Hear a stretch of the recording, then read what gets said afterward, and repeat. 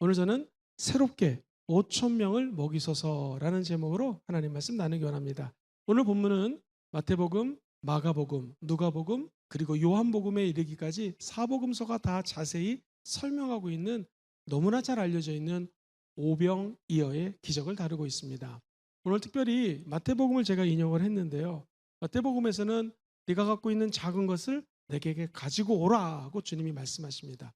그리고 요한복음에서는요, 우리 주님이 이 오병이어의 기적을 베푸시면서 떡을 떼서 제자들에게 나눠주고 제자들이 다시 모든 성도들에게 나눠주는 장면이 기록되어 있습니다. 그러면서 요한복음 6장 35절에서 우리 주님이 오병이어를 설명하는 목적이 무엇인가?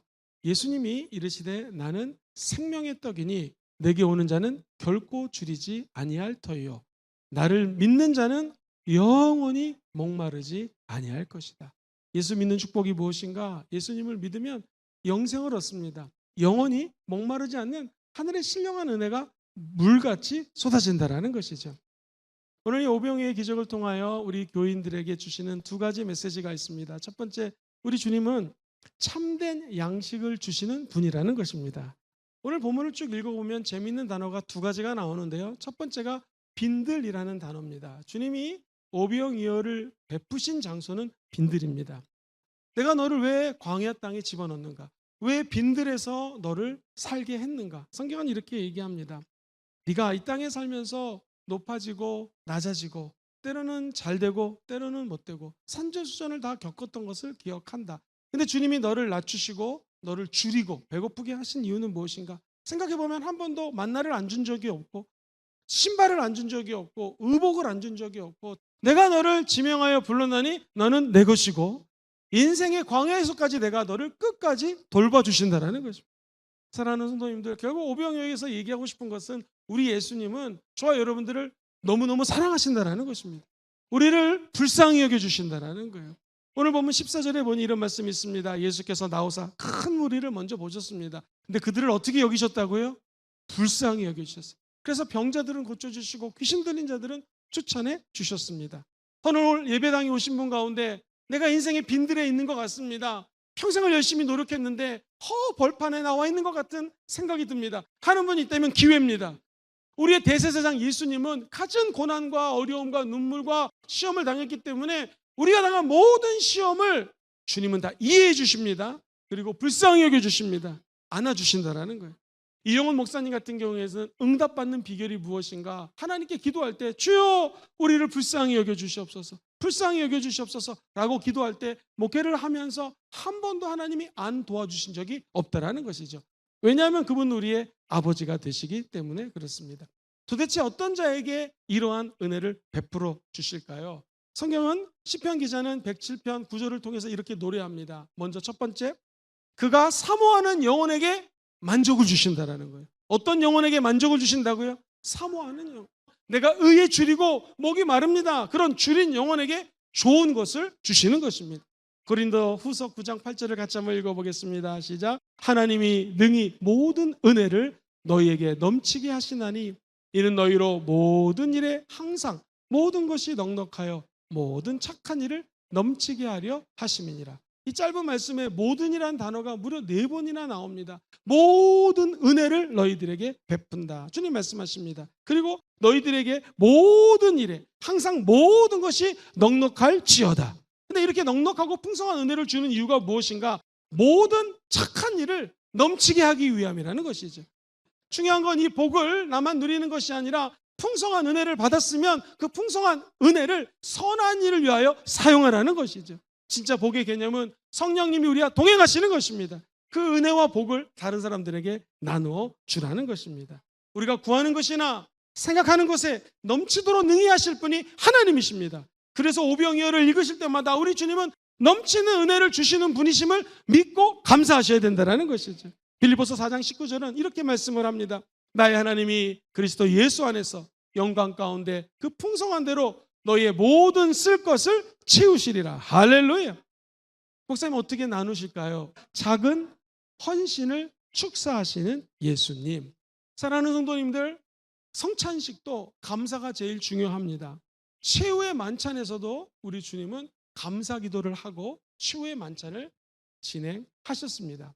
우리가 아는 것처럼 이 오병이어의 기적은 바로 어린 아이의 도시락입니다. 오병이어, 조그만 보리떡 5개, 그리고 물고기 2마리입니다. 주님이 이 작은 것을 받으셨습니다. 중요한 것은 주님께 작은 것을 가져가면 주님이 하늘을 우러러 축사하십니다. 이 축사가 헬라어 원어로는 감사라는 뜻을 담고 있습니다. 즉, 저 여러분들이 아주 작은 것을 주님 앞에 올려드리면 주님께서는 그것을 하늘을 향하여 감사하시고 기적을 베풀어 주신다라는 것입니다. 오늘 본문에는요, 참 재미있는 말씀이 나옵니다.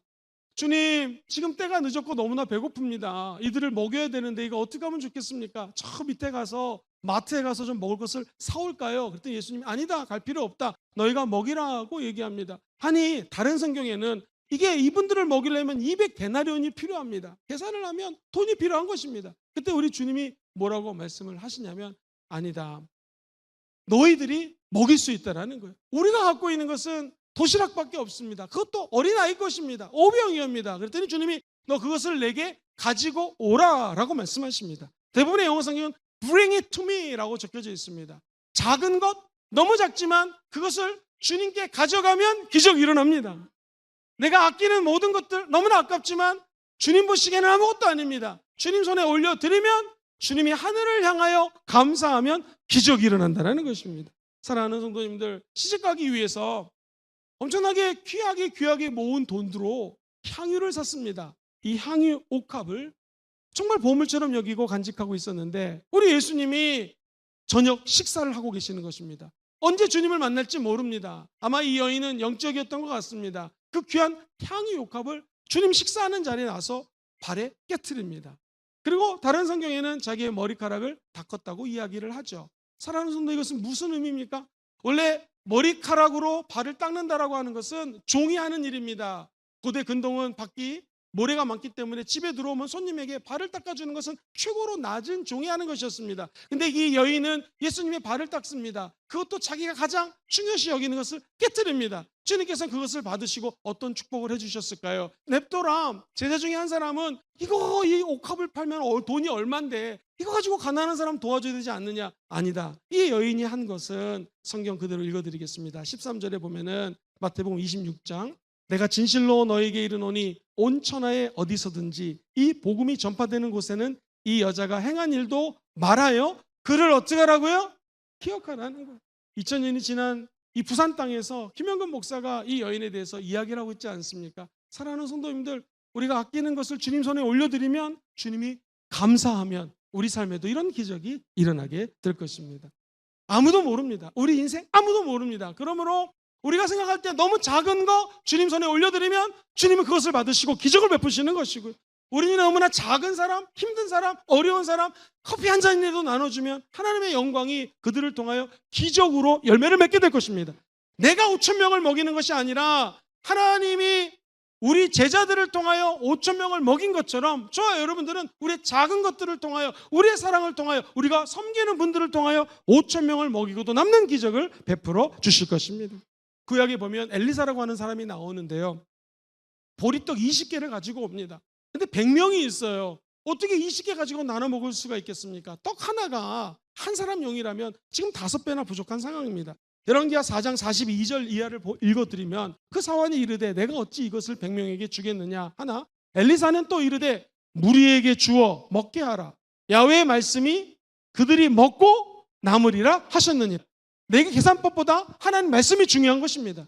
내가 볼 때는 안 되지만 하나님이 된다면 되는 것입니다. 내가 볼 때는 고칠 수 없지만 하나님이 고칠 수 있다면 고치는 것입니다. 내가 볼 때는 5,000명을 먹일 수 없지만 주님이 먹일 수 있다면 5만 명도 먹이는 것입니다. 그가 그들 앞에 주었더니 야훼께서 말씀하신 대로 먹고 남았더라.